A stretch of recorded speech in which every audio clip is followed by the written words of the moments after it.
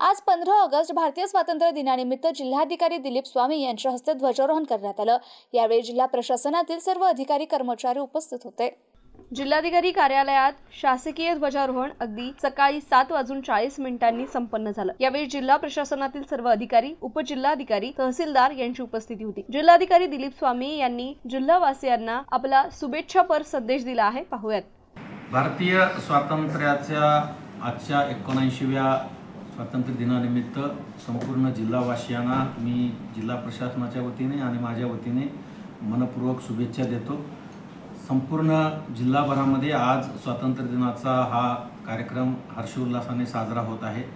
हा स्वातंत्र्य दिवसाचा उत्साह साजरा करत असताना आपणाला विकसित भारतच्या धर्तीवर विकसित महाराष्ट्र 2047 साली महाराष्ट्र कसा असेल, 2047 साली आपला देश कसा असावा या संदर्भामध्ये विजन डॉक्युमेंट करण्याचं काम सध्या सुरू आहे।